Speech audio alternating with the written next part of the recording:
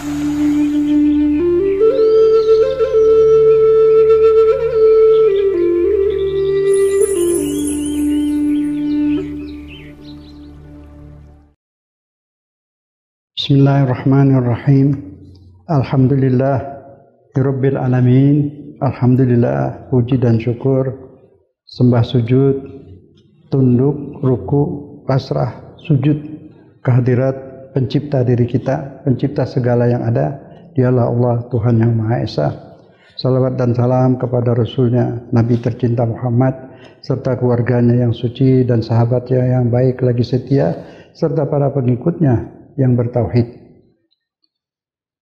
Pendengar, pemirsa yang disayang Allah, Assalamualaikum warahmatullahi ta'ala wabarakatuh. Alhamdulillah kita dapat jumpa lagi, masih ada umur untuk beramal soleh. Kini mari kita membahas apa yang dikehendaki Allah, agar kita bagaimana. Kita dilempar di dunia ini untuk apa? Kenapa dihidupkan? Kita kan tidak pernah minta hidup. Kenapa Allah hidupkan? Dan dihidupkan, ditempatkan di dunia. Dan kita bangsa Indonesia, alhamdulillah dikasih pulau-pulau yang indah ini, yang subur. Allah tempatkan kita di sini. Dan yang lain di dunia-dunia lain, di bagian dunia yang lain. Kemudian diwafatkan, rojiun, dikembalikan ke Dia. Hanya sebentar di sini. Kemudian di sini hidup, ada senang, ada susah. Ada siang, ada malam. Ada pahit, ada manis. Ada sehat, ada sakit. Ada damai, ada perang. Kenapa semua ini? Untuk apa? Apa maksud Allah? Tujuan Allah membuat semua ini. Ada obat, ada kuman, ada bakteri. Ada obat, ada bakteri. Ada corona, bakteri banyak macam-macam. Tapi ada imun. Tuhan beri imun di diri kita. Penangkal bakteri dan kuman. Penangkal penyakit. Semua ini apa maksud Allah? Yang bisa tahu untuk apa kita hidup, kenapa diwafatkan, disuruh ngapain di sini di dunia, dari Allah sendiri dong. Yang tahu harusnya kita bagaimana, yang bisa jawab pertanyaan itu semua ya Allah. Dia yang bikin, Dia yang tahu. Karena marah nggak tahu dong.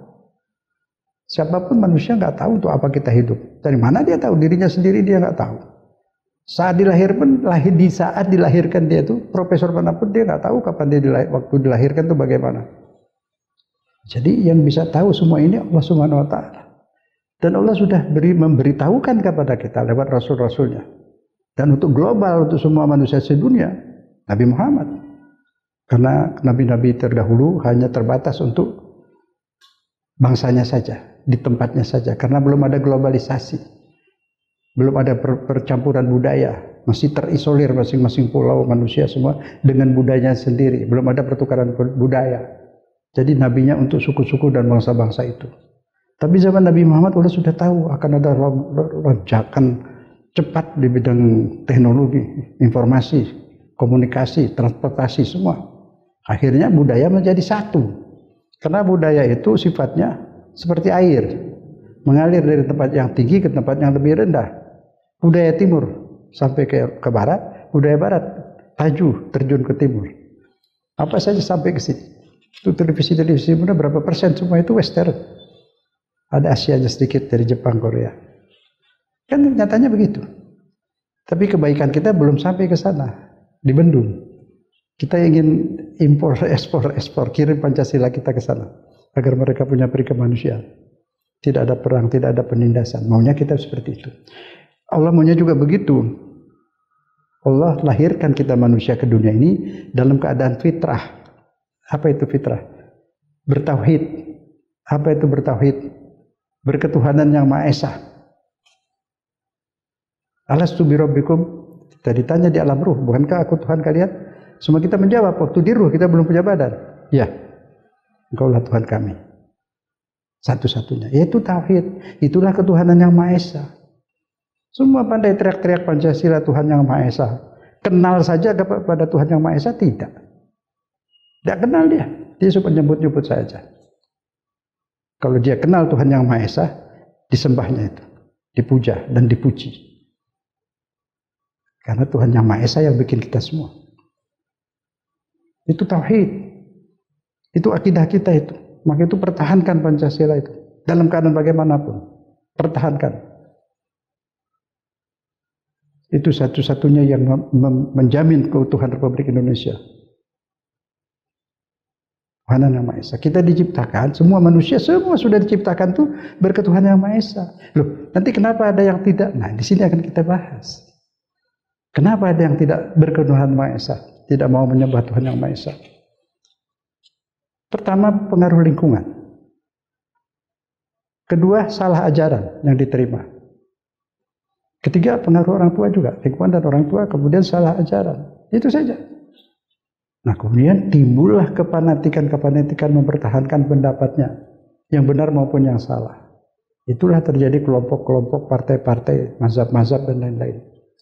Tapi kalau mazhab dalam Islam, saya minta maaf, sebenarnya tidak ada perbedaan antara mazhab apapun, baik bidang tauhid nggak ada. Itu kalau ada yang bilang kita berbeda di akidah, itu salah paham. Sama, beda bahasa saja. Misalnya kelompok Salafi, Tuhan itu duduk ya duduk.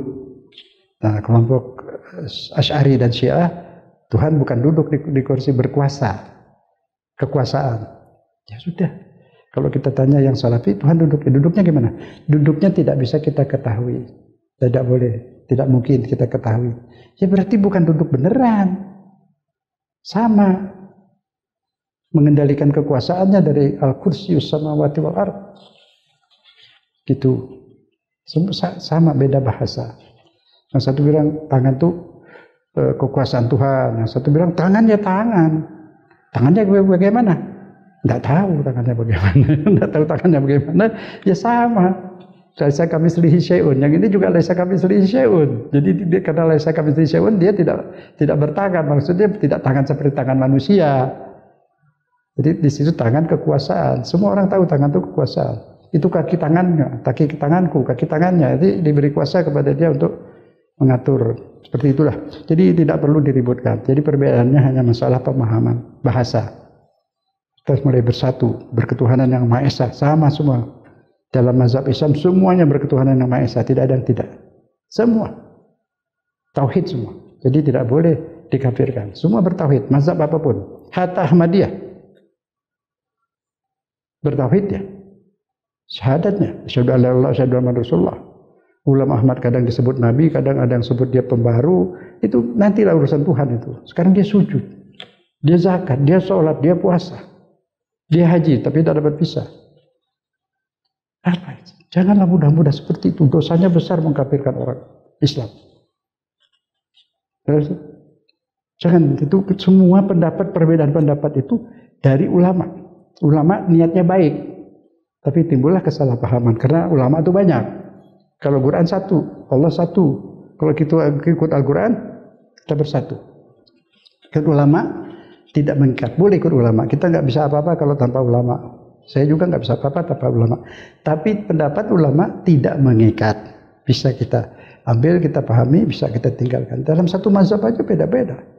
Pengikut mazhab Syafi'i seperti Nawawi, Rafi'i, kadang-kadang berbeda pendapat dengan Imam Syafi'i, malah sependapat dengan Hanafi. Pengikut Hanafi, Abu Yusuf kadang-kadang berbeda pendapat dengan Imam Hanafi. Ikut sependapat dengan Hambali. Kan itu fakta. Yang mana yang benar? Jadi semuanya benar pada waktunya. Hukum fikih itu disebut hukum zonniyah. Tidak qat'i. Tidak mengikat maksudnya. Maksudnya zonniyah apa? Temporer. Berlaku waktu itu, karena untuk kemaslahatan waktu itu, untuk kepentingan waktu itu. Ulama memilih seperti itu benar untuk waktu itu. Semoga begitu. Singkat saja, insyaallah, dan waktu yang bisa kita bahas luas seperti itu khusus. Sekarang kita bicara masalah makna hidup, arti hidup.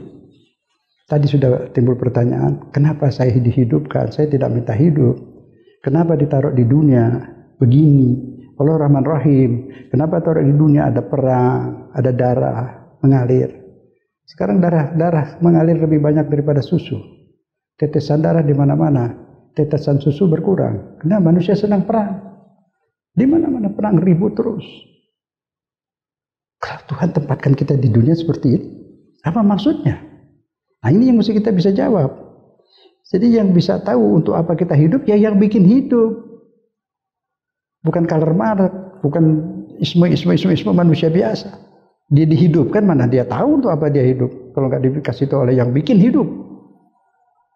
Yang bikin hidup Allah, dia yang tahu untuk apa kita dihidupkan.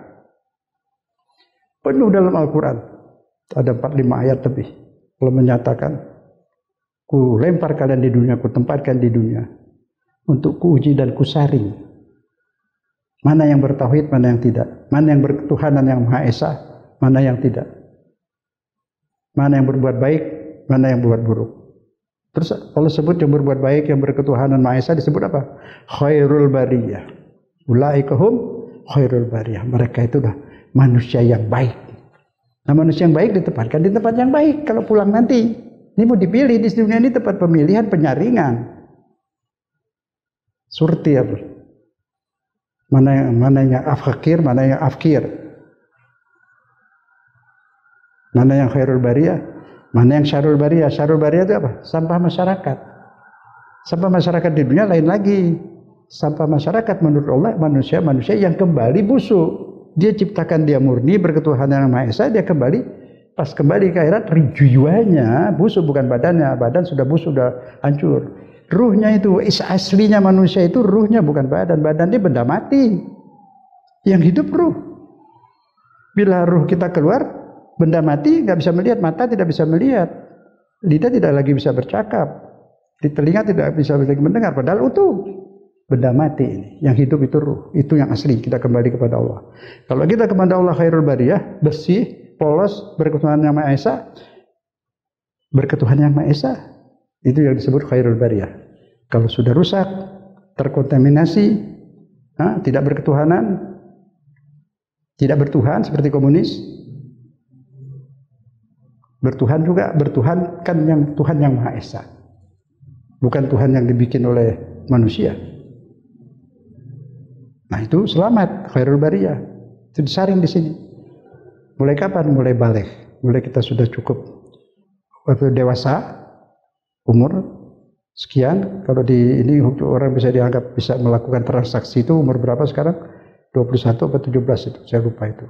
Tapi kalau menurut agama dia sudah balik, itu sudah bisa melakukan satu hukum, melakukan ikatan apa saja bisa, transaksi. Itu urusan manusia, ini urusan Allah. Tapi manusia diurus oleh Allah. Manusia tidak ngurus Allah. Makanya jangan bicara tentang Allah semaunya. Tak punya hak manusia itu. Ini kafir, ini sesat. Tak punya hak. Itu ruh manusia tahu sesat apa tidak.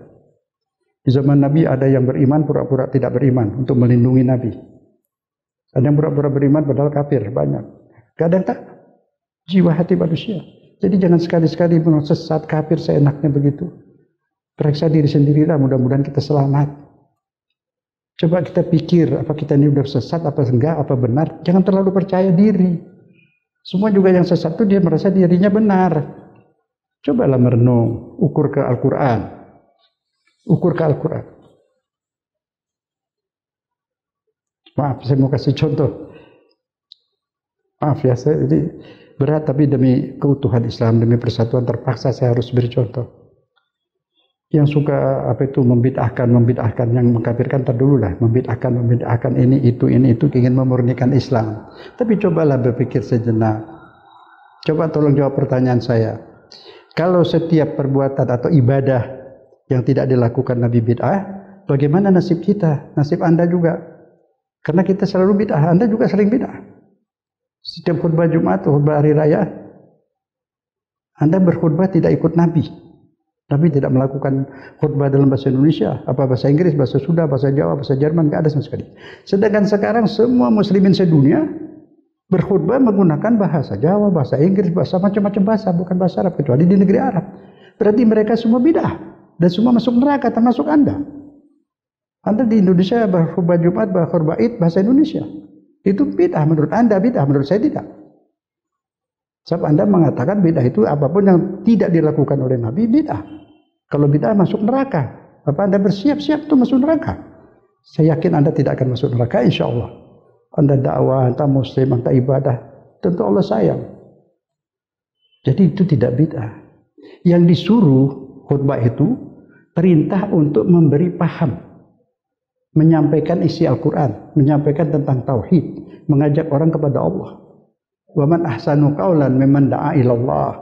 Tidak ada yang lebih baik daripada orang yang mengajak kepada Allah. Itu namanya dakwah. Mengajak orang kepada Allah. Sampaikan itu isi Al-Quran. Itu yang disuruh sampaikan. Kalau orang di Indonesia, di Inggris, di mana-mana yang tidak paham bahasa Arab, kita sampaikan khutbah dalam bahasa Arab, dia nggak ngerti.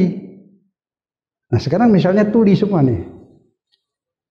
Tuli, orangnya tuli semua. Bagaimana itu menyampaikan ajaran agama kepada mereka? Khutbahnya gimana? Sholat Jumat atau Id? Khutbahnya kita di tempat orang tuli semua. Khutbahnya tidak pakai suara, pakai bahasa gerak. Sah. Nah sekarang orangnya tuli, terus kita pidato terus pakai bahasa apapun, bahasa Arab atau bahasa apapun. Aneh nggak? Tidak menyampaikan dakwah. Berarti yang disuruh menyampaikan dakwah dengan bahasa apa saja. Justru kalau orangnya tidak bisa bahasa Arab, kita pidato terus pakai bahasa Arab, itu yang saya rasa yang bid'ah. Tidak ikut Nabi. Saat masuk Nabi memberi pemahaman. Kalau Nabi waktu itu ada transport dia dakwah ke Indonesia, pasti dia pakai bahasa Indonesia. Memahami hukum itu pakai akal.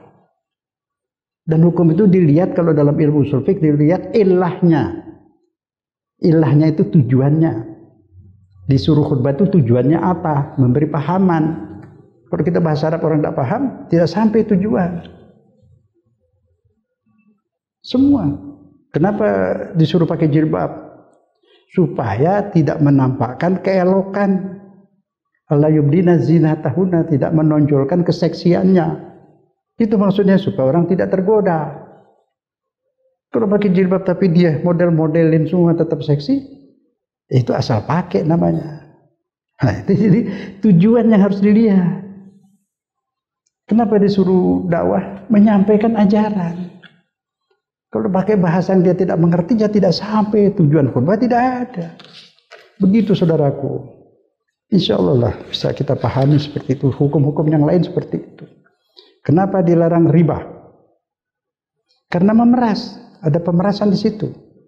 Jadi ada satu orang, ya ditawari orang di kampung itu, saya mau gadaikan sawah saya. Jangan itu harap. Waduh, saya perlu ini Pak. Guru lah, seorang guru. Ya begini saja, saya beli sawahmu sekarang. Ya, saya beli sawahmu sekarang 3 juta. Nanti 3 bulan lagi, ya, kamu beli dari saya 3,5 juta.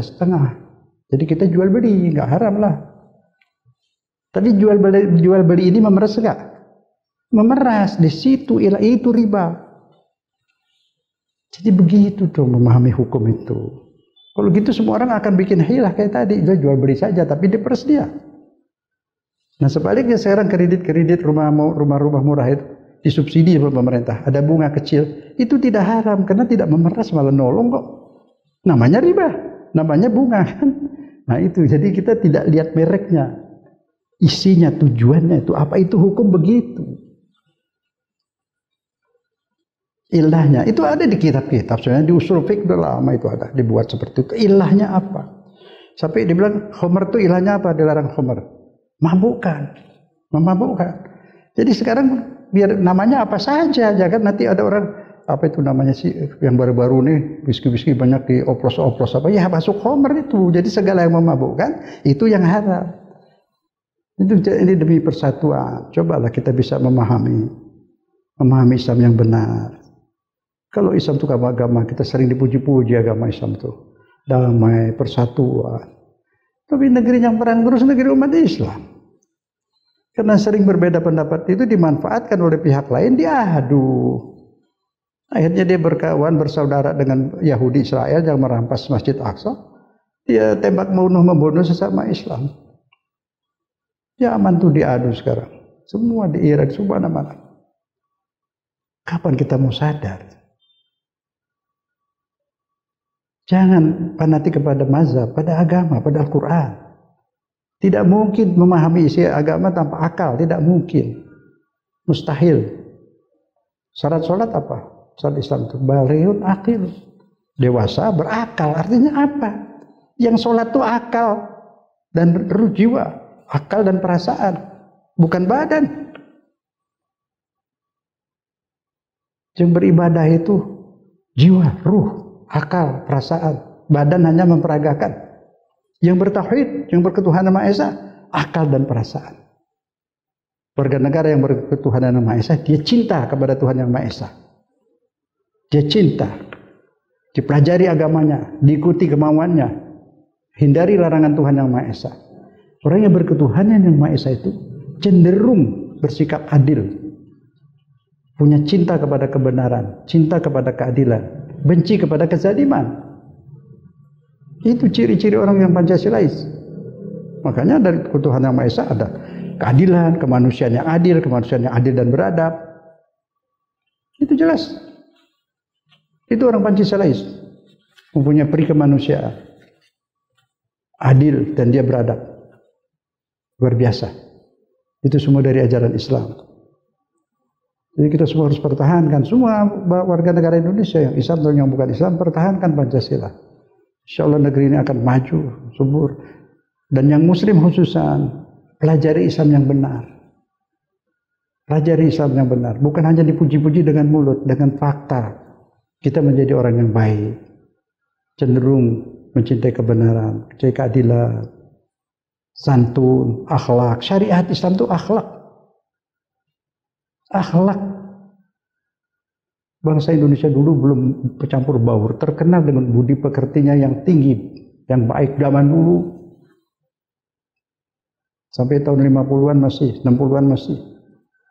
50-an, 60-an itu orang-orang datang dari daerah-daerah ke Jakarta, nggak tahu daerah lain karena saya besar di Jakarta, jadi saya tahunya Jakarta. Di daerah lain juga saya yakin malah lebih baik mungkin.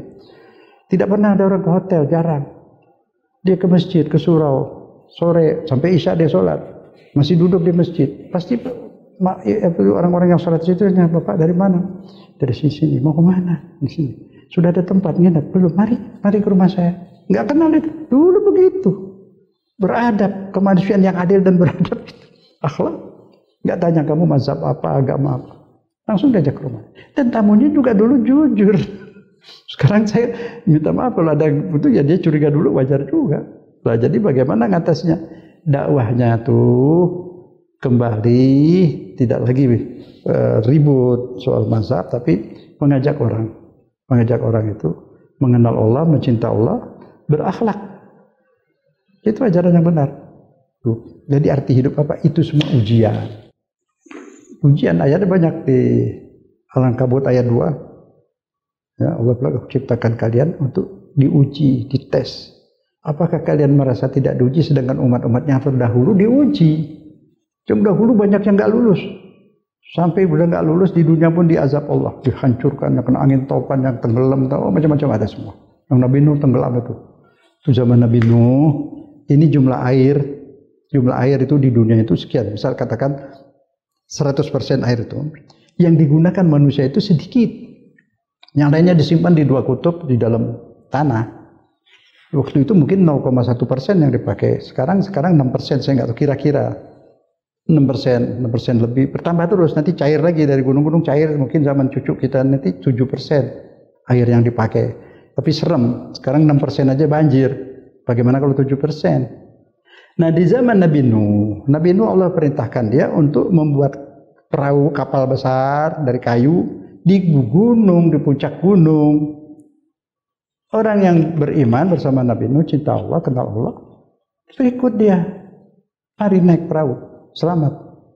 Ini mau ada banjir besar, kata Nabi Nuh. Anaknya sendiri bilang, tidak.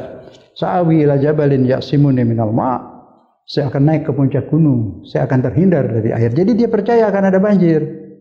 Tapi dia nggak percaya kepada Nabi Nuh, ayahnya sendiri.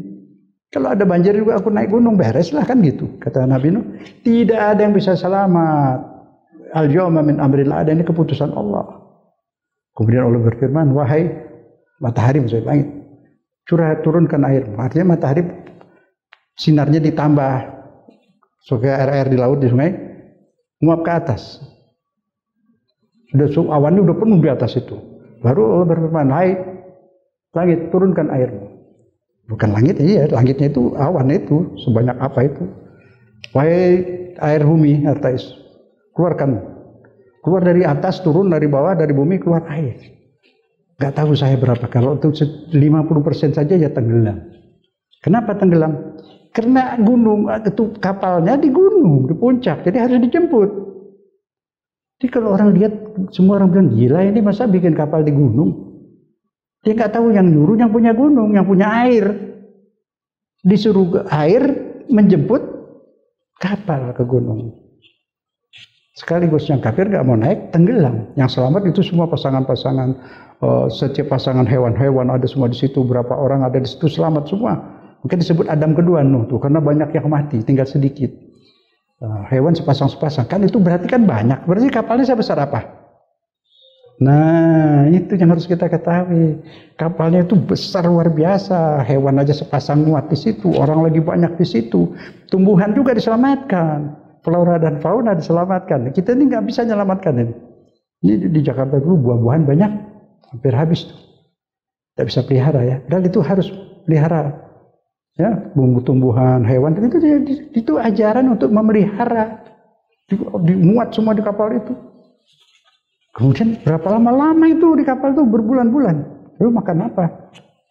Allah takdirkan bibit-bibit pohon-pohon yang dibawa itu sama Allah jarum jamnya dipercepat sehingga baru masih terus jadi besar terus berbuah. Padinya langsung tumbuh, gandum-gandum semua situ udah tumbuh semua. Buah-buahan semua berbuah.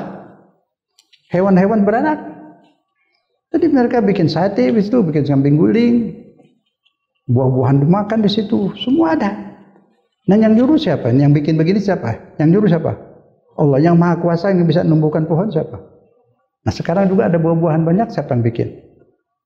Beras, gandum semua yang bikin. Oh, semua dari Allah. Nah, waktu itu seperti itu, jadi gak usah khawatir, jadi rezeki itu udah dijamin Allah.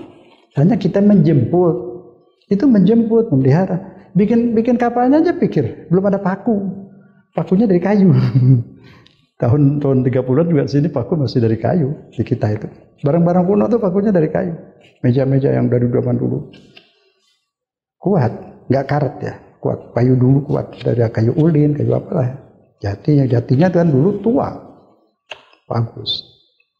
Kemudian untuk beriman, bertauhid, saudara-saudaraku sekalian, tolonglah baca Al-Quran ada semua. Cukup. Iman itu cukup, mengenal Allah cukup, Allah yang bikin, Allah yang ini, rozek itu sudah cukup. Gak perlu lagi pakai pendapat ulama ini begini, pendapat ulama ini begini. Tuhan pakai tangannya bagaimana, Tuhan itu artinya berkuasa. Itu gak perlu diributkan, sabar nanti di akhirat, nah lihat sendiri. Kalau sekarang cerita kayak gitu sama-sama gak tahu, dia kan sama-sama gak lihat Tuhan. Ya sudah itu serahkan nanti. Yang sekarang iman itu yakin kepada Allah yang satu, yang esa, yakin dia itu pemberi rezeki, yakin dia itu maha kuasa, yakin dia itu Rahman Rahim, sifatnya diyakini, selesai, bukan didiskusikan, terus mengafirkan yang lain, itu bukan beriman, itu galak itu namanya. Gak bisa begitu beriman itu, orang beriman itu lemah lembut, tadi nuju-nuju, ya, ketika dengar firman Allah itu bergetar hatinya, terus lembut, itu cirinya itu. Kalau dengar orang maha besar, Allah menciptakan ini, bergetar dia, kagum kepada Allah Subhanallah. Kemudian lembut. Setiap orang beriman itu lembut. Lagi perang pun lembut, tapi berani.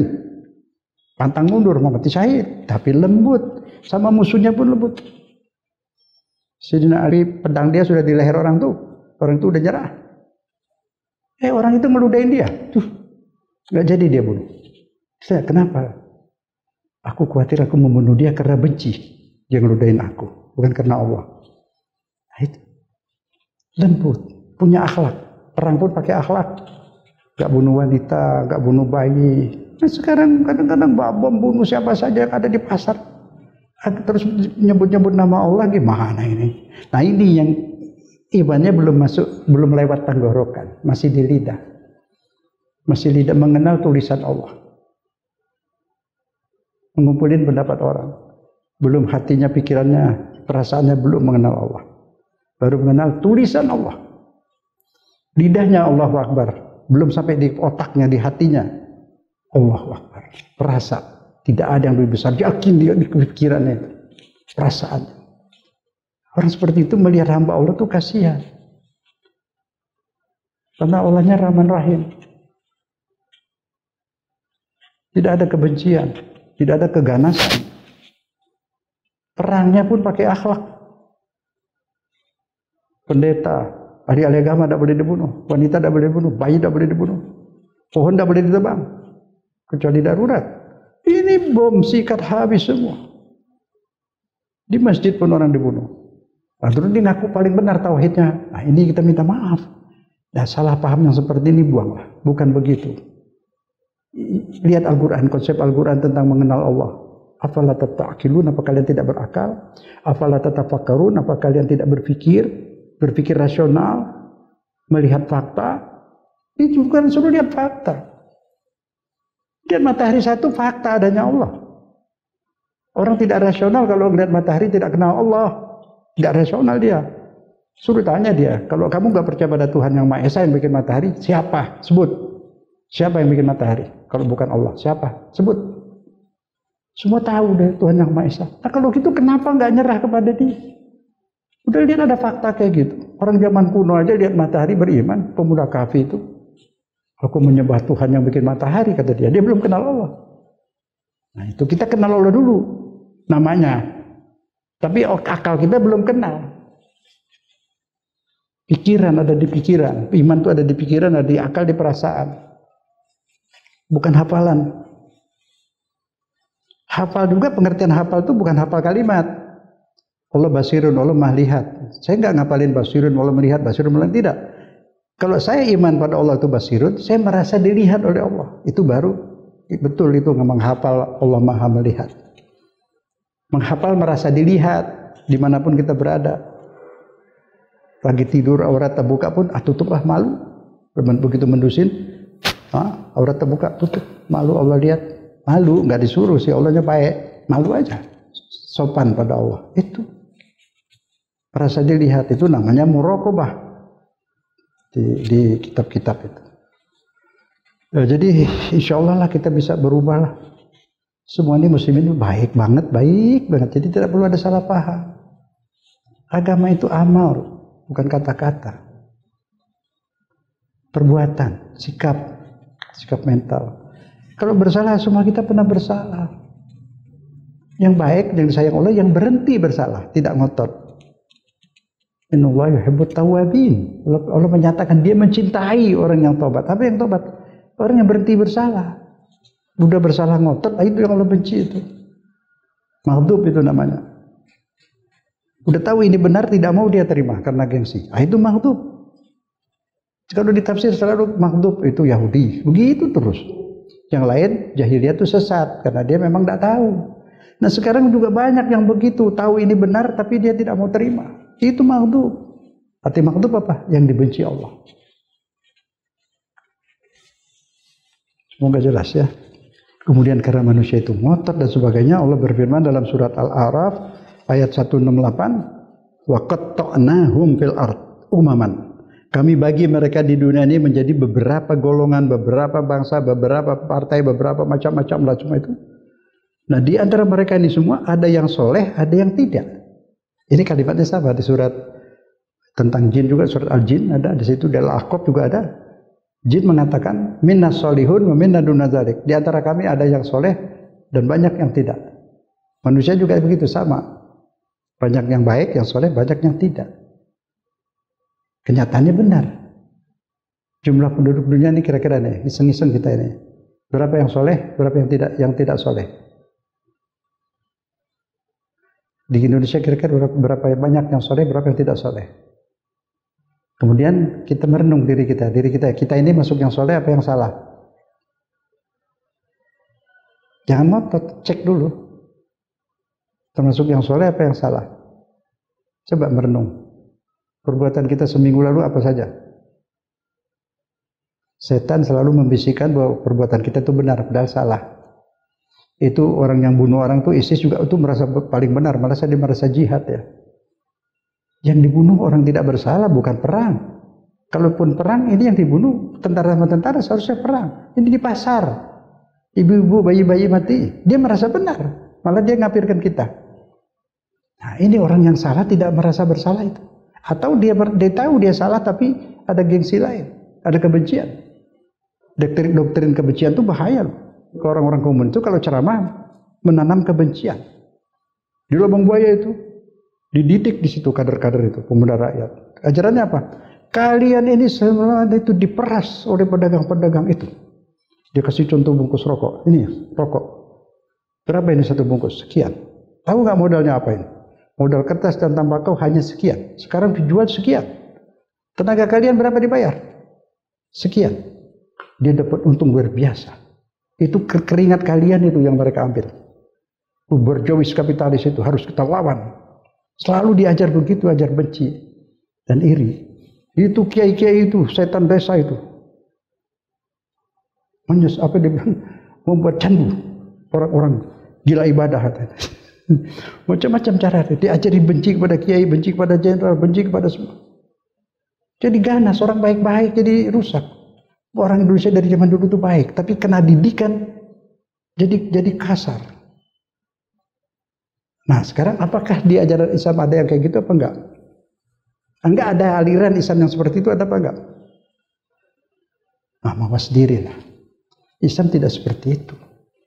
Islam itu mengajarkan cinta, marhamah, bismillahirrahmanirrahim. Itu yang harus kita pelajari Al-Quran, bukan mazhab. Boleh pelajari mazhab yang sesuai dengan Al-Quran. Kalau sudah tidak sesuai dengan Al-Quran, dirubah-rubah. Jihad munuhin orang Islam juga. Dibom di masjid. Nah itu. Ajaran kebencian ada. Kita harus mawas diri. Harus berubah Islam ini. Buang itu. Habis umurnya, tenaganya, segala hartanya untuk melawan muslimin saudaranya. Masa itu disebut berbuat baik?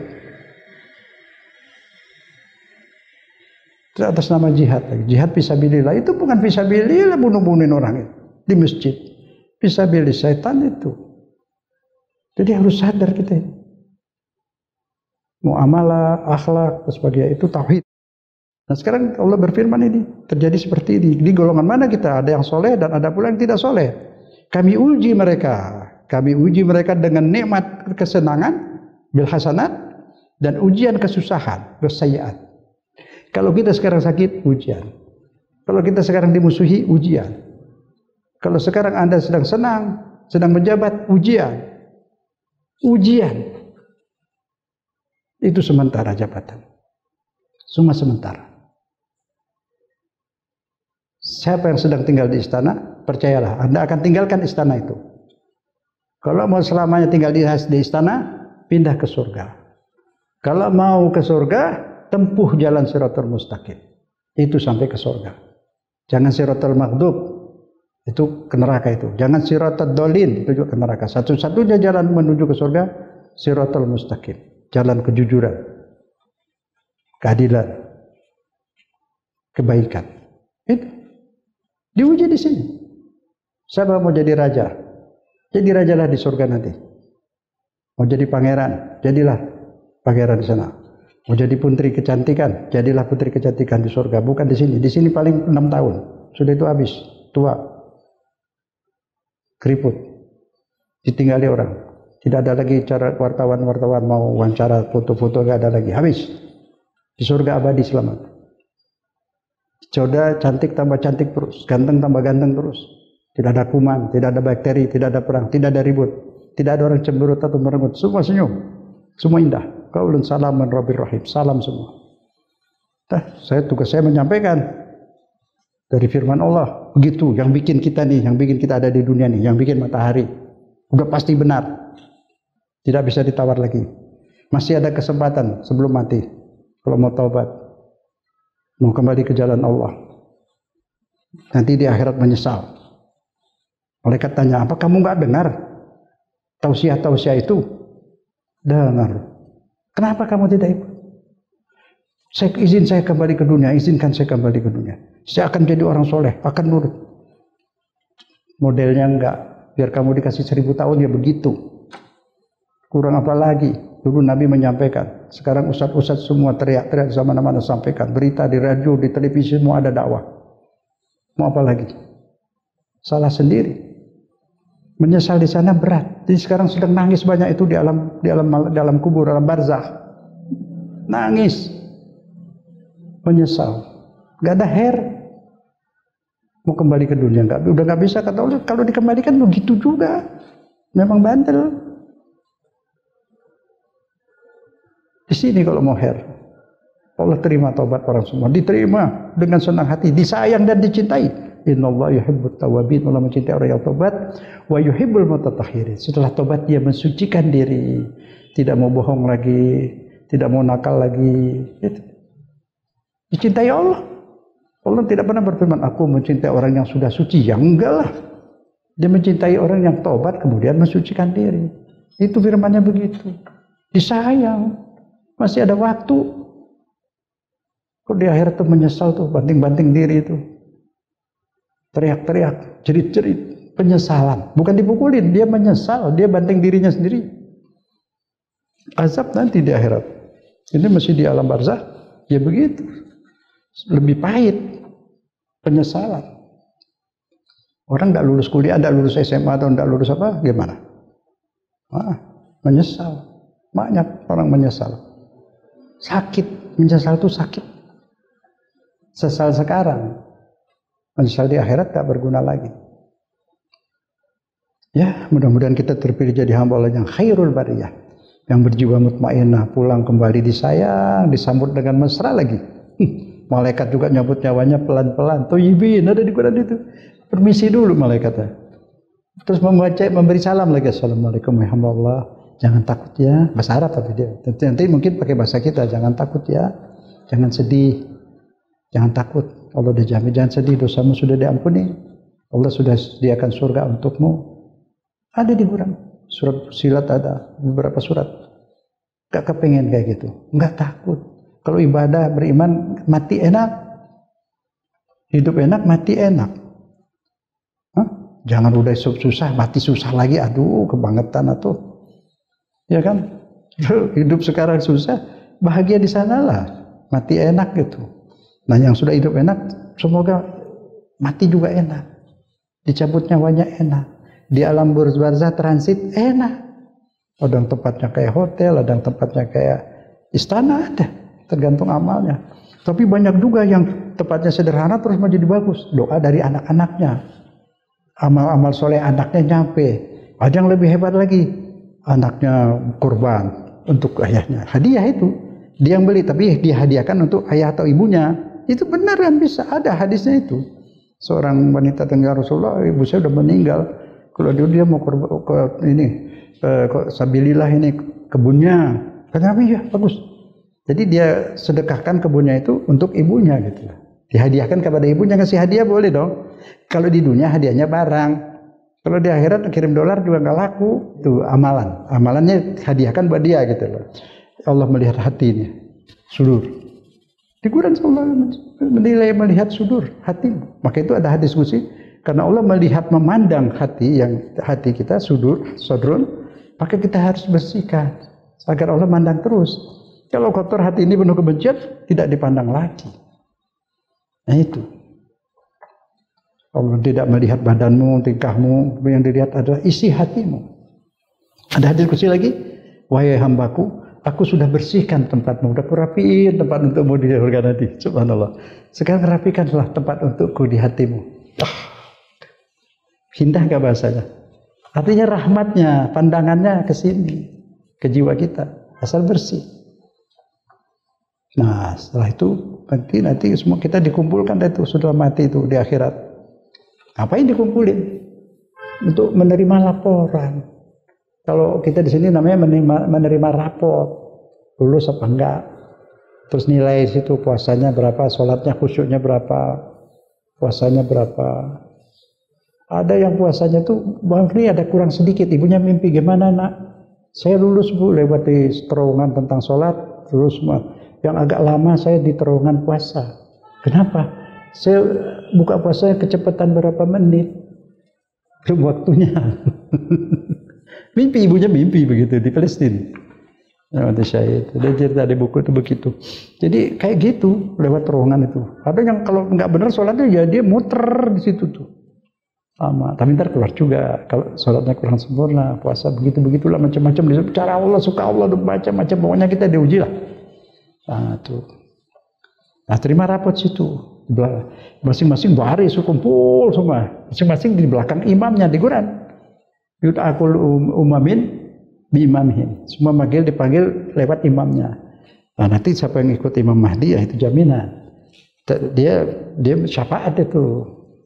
Dia langsung bertahap juga sesuka Allah. Itu saja. Ya terserah mau pilih yang mana, kayak imam apa, ada imam ini, imam itu, macam-macam. Silakan, tapi resikonya nanti gimana? Pilihlah yang dekat ke Allah lah. Kan gitu.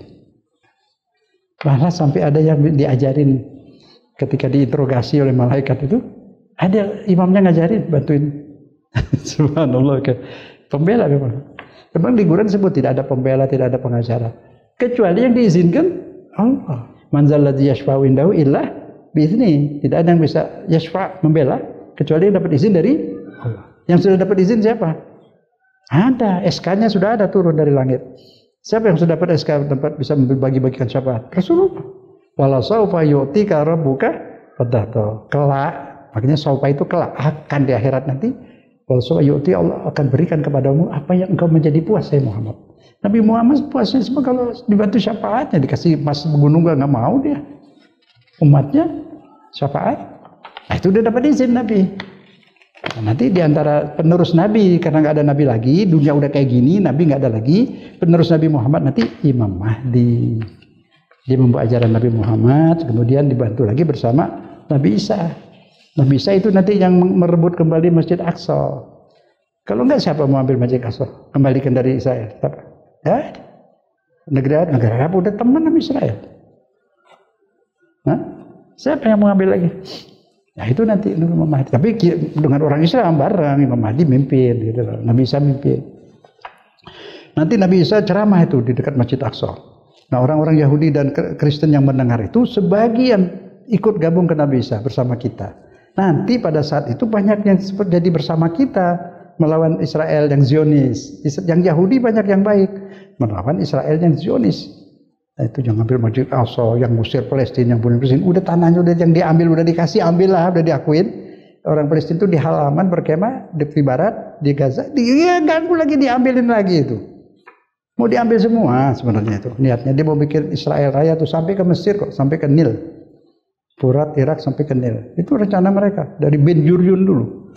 Moyang-moyangnya itu. Begitulah yang terjadi. Juga ujian buat kita. Nah, itu lagi. Hidup ini ujian. Nah, ada yang pura-pura baik, ada yang pura-pura membela negara, ada yang pura-pura Pancasilais, padahal enggak. Ya, itu kan diuji. Nah, ada nggak orang Pancasilais kejam? Nggak ada. Pasti bahaya dong. Nah, itu. Jelas. Diuji semua. Sekarang boleh ngaku-ngaku, tapi Allah uji, semua direkam. Nanti disebut satu khairul bariyah, satu syarul bariyah. Nah, masyarakat terpilih dan masyarakat sampah. Itu saja. Allah yang milih. Maka itu kita ditaruh di dunia ini nggak selamanya, sebentar. Kenapa dirojiun kembali kepada Allah? Hanya untuk ikuti ujian. Tapi bisa nggak ujian tanpa bimbingan belajar? Hah? Nah ini tausiah dakwah ini bimbingan belajar menjawab ujian hidup. Kalau nggak tahu jawabannya ya gimana? Nah sekarang dia orang di kelas lagi ujian, dia nggak sadar kalau dia sedang ujian, nggak tahu kalau dia lagi diuji, bisa lulus nggak? Ya nggak tahu aja nggak, bagaimana mau lulus? Nah tahu nggak nih sekarang manusia kalau di dunia ini ujian, bukan untuk mencari hura-hura. Kalau dia nggak tahu ujian, bagaimana dia mau menjawab ujian? Nah di mana kita tahu ini ujian? Dari yang bikin hidup, ada di Quran. Di surat Al-Ankabut ada, di Al-Baqarah ada 2-3 ayat. Al-Ankabut ayat 2 banyak sekali Allah bilang ini ujian semua. Liyabluwakum ayyukum ahsanu amala. Jadi yang bikin hidup kemudian dimatikan hanya untuk ikut ujian, kata Allah. Aku uji mana yang bisa berbuat baik, mana yang tidak. Itu jelas sudah hidup ini ujian, nggak bisa dibantah. Karena ini dari yang bikin hidup. Kalau yang dihidupkan nggak tahu hidup ini untuk apa lah. Dia dibikin kok. Tanya tukang apa itu angkat besi, hidup untuk apa? Untuk angkat besi. Ya kan? Tanya penyanyi, hidup untuk apa? Untuk nyanyi. Dia sekarang sendiri. Bila dia nggak bikin dirinya hidup. Yang tahu untuk apa hidup ini yang bikin hidup. Jelas tuh? Nah itu nggak bisa dibantah itu. Sudah harus terima itu. Fakta. Kalau sudah ada fakta nggak mau terima juga ya susah. Nah di akhirat dikumpulkan tuh di alam barzakh bersama imamnya masing-masing. Siap-siap, pilih deh imam yang baik. Saya tadi beritahu dari hadis-hadis, ribuan hadis menyatakan di akhir kita ini Imam Mahdi. Dengan bukti-bukti kedatangannya ada begini-begini, sudah ada semua, sudah muncul, tidak lama lagi. Insya Allah Allah percepat kedatangannya, karena ujiannya sudah agak berat. Padahal kita ini di Indonesia ujiannya agak ringan dibanding yang di Yaman, di Matau, di embargo makanan. Punya gas di Sabuah Selatan. Gas dijual keluar berapa 10.000 miliar ngapal saya sekitar itu per tahun uangnya. Ditutup. Dudukin sama tentara Emirat. Tutup, nggak boleh digali, udah 5 tahun. Udah miskin dibikin melarat. Dilatih sebagian rakyatnya digaji sama Emirat, yang satu lagi yang digaji sama Saudi, diadu. Itulah bantuan. Sudahlah, semoga Allah beri hidayah kepada mereka. Sebenarnya ujian. Mereka dapat ujian. Yang kaya tadi kan diuji hasanat. Kekayaannya dipakai buat apa? Pakai buat bantu saudaranya, apa buat dibunuh saudaranya? Ujian itu. Yang kalah juga tuh zamannya diuji, dia harus sabar. Oleh saudaranya sendiri. Uangnya banyak, ditindas mereka. Sabar. Semua itu ujian. Yang diujian dengan kesenangan, diujian dengan kesulitan. Kesulitan ujian, kesusahan ujian, kesenangan ujian, kaya ujian, menjabat ujian, jadi presiden ujian, jadi Pak RT ujian, jadi ustadz ujian, jadi kiai ujian, semua ujian. Godaannya juga berat. Nah sudah baris-baris masing-masing di akhirat itu, dia mengikuti imam yang dituruti di dunia, yang dijadikan imam itu yang dituruti. Orang komunis ya ikut imamnya Karl Marx, dan lain-lainnya itu Stalin. Emang itu pilihan dia. Lihat aja nanti gimana di sana. Gak mungkin Tuhan bikin manusia sia-sia. Bikin binatang. Binatang aja nggak sia-sia, ada bisa dimakan, ada yang berguna untuk ini, untuk tikus saja ada gunanya untuk apa itu got-got yang mampet diterobos sama dia. Cuma bikin manusia itu ya itu nggak mungkin mati hilang, nggak mungkin. Masa Tuhan main-main? Buat apa kita dihidupkan di dunia kalau terus mati nggak kemana-mana lagi, nggak ada surga? Mau ngapain hidup? Dari awal aja kita mati, emang enak di sini. Yang enaknya aja beresiko. Kesenangan beresiko nggak? Beresiko. Setiap kesenangan ada resikonya. Kena penyakit ini, dan sebagainya. Kesenangan beresiko, yang enaknya aja beresiko, apalagi yang nggak enak. Nah itu, dunia lah begitu. Jadi kita masih memahami tentang arti hidup ya. Kemudian firman suci Allah surat Al-Anbiya ayat 35. Bismillahirrahmanirrahim. Kullu nafsin dha'iqatul maut. Semua yang bernyawa, yang hidup ini akan mengalami kematian, merasakan kematian. Kematian itu adalah berpisahnya ruh dan badan. Itu arti kematian. Jadi yang mati badan, ruhnya keluar dari badan. Karena badannya rusak, ruhnya keluar. Itu aja, gampang kan? Jadi aslinya Anda, aslinya nggak mati. Saudara tidak mati, yang mati badannya saja. Nah ruhnya kemana? Itu pikir, itu jadi masalah. Hidup di mana? Nanti sekarang ditaruh dunia atas kemauan kita enggak? Enggak. Allah yang punya mau. Nah dialah yang taruh kita di dunia, dia nanti yang taruh kita di kuburan, di alam barzakh itu di mana? Bagaimana?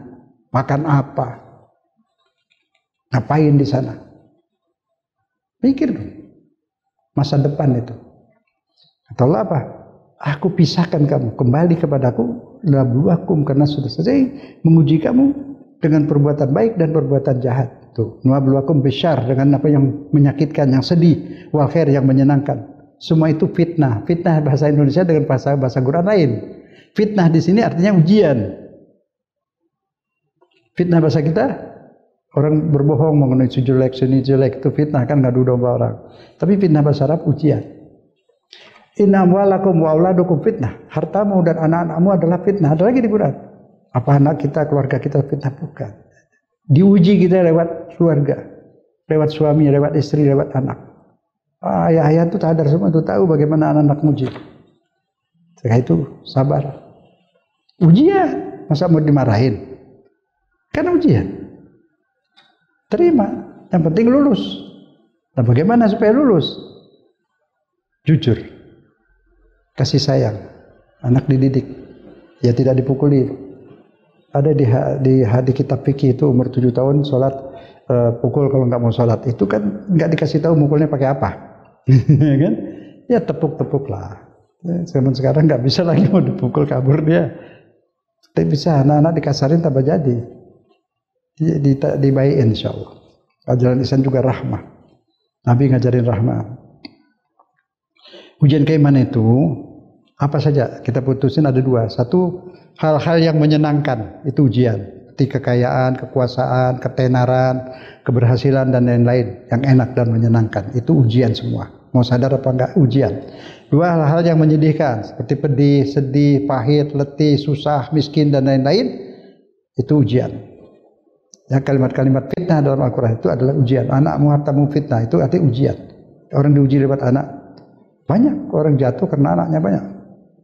Dia terlalu sayang sama anaknya begitu. Sampai berbuat yang enggak kan. Ujian. Itu dia.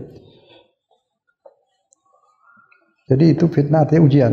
Satu lagi di surat At-Taghabun ayat 15. Innama amwalukum wa auladukum fitnah. Wallahu indahu ajrun azim. Sungguh harta dan anakmu adalah ujian bagi kalian. Jadi fitnah di sini diartikan ujian, bukan fitnah mengadu domba, bukan. Ya seperti akhirnya jadi kayak beradu gara-gara itu. Karena harta orang ribut, gara-gara anak orang ribut, termasuk. Tapi bukan arti fitnah yang mengadu domba. Ujiannya itu seperti itu. Jadi seperti apa? Adu-adu. Kemudian ada lagi yang namanya ujian musibah. Ketika manusia mendapat ujian sakit, bencana alam, corona, itu semua adalah ujian. Tapi corona ini bukan ciptaan Allah. Semua ilmu pengetahuan mendapatkan bahwa ini bukan ciptaan Allah. Siapapun yang bikin ini ujian. Karena Allah melihat dan membiarkan ujian. Tapi Allah sudah kasih imun. Dari sejak lahir kita sudah dikasih imun. Surat Al-Imran ayat 61. Tuhan yang menguasai hambanya. Dari ubun-ubun sampai ke ujung kaki kita itu di bawah kekuasaan Allah. Apa yang kita makan itu menjadi berapa ratus bahan. Ada bahan untuk rambut, ada bahan untuk kuku. Yang untuk kuku panjang, untuk rambut panjang. Yang untuk gigi nggak panjang, cukup segitu. Kan diatur, dipelihara. Kok nggak dipelihara? Ada rob. Tuhan yang melihara gigi, Tuhan yang melihara aliran darah, semua itu. Dia bikin imun, dia bikin apa tuh? Imun. Penjaga, pelawan bakteri dan kuman. Kita ini makanan kita kurang steril sebenarnya. Makanan itu banyak kurang steril. Maaf ya di desa-desa itu kadang-kadang tukang es doger itu air got juga diambil buat bikin es campur. Maaf ya, banyaknya gitu campur.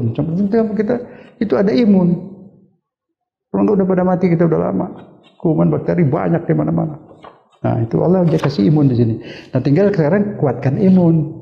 Kuatkan imun dengan apa? Dengan ibadah, dengan wudu, ya makan yang teratur yang baik, pakai masker, ya kan? Itu. Ini saya juga pakai masker dari lama buka dulu, insya Allah. Jadi jelas seperti itu. Itu musibah, itu semua ujian. Musibah termasuk ujian. Bismillahirrahmanirrahim. Surat Luqman ayat 32. Wa idza ghasyiyahum maujun kadzulali da'allaha mukhlishin lahuddin falamma najahum ila bar faminhum muqtasidun wa may yajhadu bi ayatina illa kullu khattarin kafur. Apa ini sifat manusia? Kalau lagi susah, lagi ada corona baru-baru itu berada segala macam bencana alam, ambil wudu, sujud, doa pada Allah semua. Ntar kalau udah lepas, lupa pada Allah. Nah itu dia. Kadang kalau Allah sayang, dikasih penyakit lagi dia, supaya datang lagi, doa lagi. Itu yang disayang.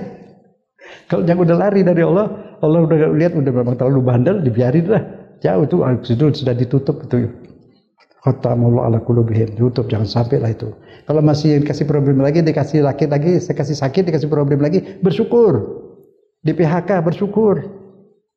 Allah sayang, Allah panggil. Karena nggak mau datang-datang dipanggil lewat seperti itu. Supaya datang wudu, minta sama Allah, itu disayang. Nanti dikabulkan. Asal sebelum dikasih problem lagi, datang lagi sebelum dikasih problem. Ya kan? Jadi nggak dapat problem lagi nanti kalau sudah mantap. Tiap malam datang menghadap Allah. Nah, mengadu, merintih, mengeluh, curhat. Nah, itu namanya menuhankan Allah. Menuhankan itu artinya selalu ke Bapak datang ke Allah. Manja kepada Allah, takut juga, antara harap dan cemas. Perasaan kita kepada Allah itu harap banget, harap hanya Allah yang bisa segalanya. Tapi cemas juga, aku banyak dosa, tapi Allahnya baik, datang aja. Itu. Begitu namanya bertuhan. Bukan kalau mau bangun malam minta apa, minta baca doa. Boleh baca doa, baca apa itu pengantar.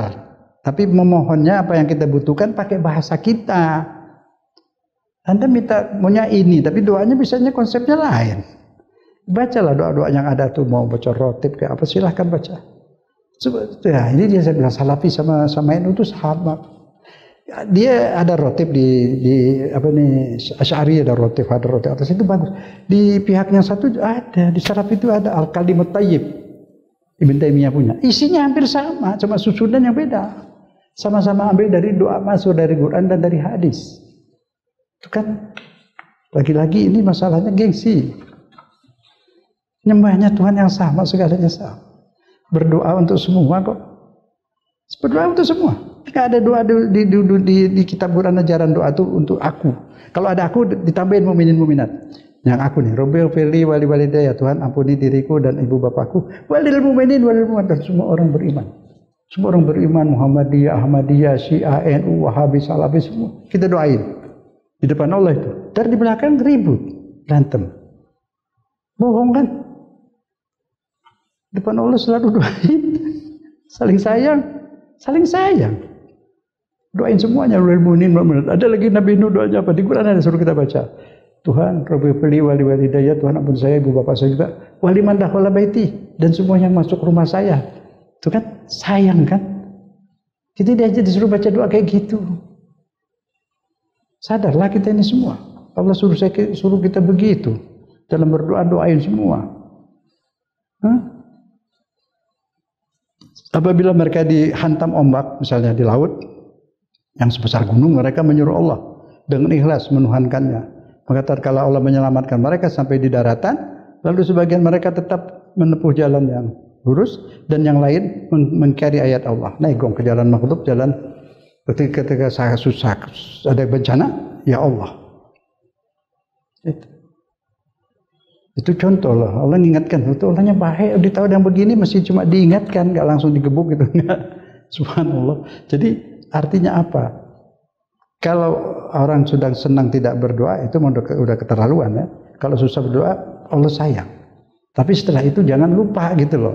Kalau pun dia lupa, dia balik lagi sama Allah sayang lagi, Allah panggil lagi sayang lagi, itu udah bagus. Tapi kalau terus nggak balik lagi ke Allah, itu yang susah. Itu yang sudah keterlaluan. Khatamallahu ala qulubihim. Ditutup, disegel, sudah digembok hatinya. Nah itulah, jangan sampai kita seperti itu. Kembalilah kepada Allah. Salah-salah pun datang, ada dosa datang, Allah pengampun dan penyayang. Akhirnya yang mana yang menang? Kan perang semua nih, semua yang menang yang mana? Yang menang itu kalau di dunia nggak ada yang menang. Yang menang siapa di dunia? Yang nggak mati siapa? Firaun mati, Haman mati, semua udah mati.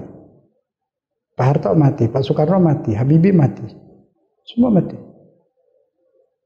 Ya kan? Eisenhower mati, Stalin mati, semua udah mati. Kullu nafsin za'iqatul maut. Semua yang hidup akan merasakan kematian. Di ayat lain, faman zuhziha 'anil nar. Barang siapa yang selamat tidak masuk neraka, dialah yang hidup, dialah yang menang. Hidup di surga dia terus. Yang di neraka hidup apa mati? Tidak hidup, tidak mati. Gimana tuh kalau manusia tidak hidup, tidak mati? Setengah hidup, setengah mati. Sanggup? Ya Allah ma'jirna minan nar. Ya Allah, selamatkan kami dari neraka. Enggak kuat. Tidak sanggup. Tidak mati, tidak hidup. Nah, yang sering menang, yang masuk surga. Silakan di dunia jangan terlalu galak. Enggak ada yang menang. Semua bakal mati. Kalau begitu, yang menang yang mana? Menang di akhirat, masuk surga. Tidak mati, hidup selamanya. Ganteng tambah ganteng tiap hari. Canggih perempuan cantik tambah cantik. Makan steril, nggak ada bakteri, nggak ada kuman. Buah-buahan makan makanan steril semua. Buah-buahan durian nggak pakai duri. nggak ada hewan yang mau makan. Nggak ada yang ambil, nggak ada yang kena bakteri, nggak ada kuman. Luar biasa, yang nggak bisa dibayangkan bagaimana senangnya hidup di sana. hubungan pasangan-pasangan itu mesra terus. Mesra. Ya, nggak punya anak, tapi bisa berhubungan dengan kemesraan. Bukan nafsu hewani. Paham tuh ya? Lain. Kemesraan. Hubungan itu kemesraan. Jadi hubungan seperti di sini, tapi dalam keadaan kemesraan, dalam keadaan cinta penuh, sayang penuh. Indah luar biasa, nggak bisa dibayangkan. Kalau di sini ada nafsu hewaninya, di sana itu kemesraan. Itulah hidup yang luar biasa, senang, sangat menyenangkan selamanya. Mudah-mudahan Allah Subhanahu wa taala memberi hidayah pada kita, dibimbingnya jalan yang lurus sampai kita mati husnul khotimah dan dalam masuk jiwa yang mutmainnah. Kita tutup dengan doa mutmainnah. Ini belum, masih banyak lagi, memang untuk 2 kali. Jadi Kamis depan sambungan masih bab ini, insyaallah. Ya, Bismillahirrahmanirrahim. Kita mohon diberi Allah jiwa mutmainnah. Bismillahirrahmanirrahim. Allahumma shalli ala Muhammad wa ali Muhammad. Allahumma inna nas'aluka nafsan mutmainnah. Ya Allah, limpahkanlah kepada kami jiwa yang mutmainnah.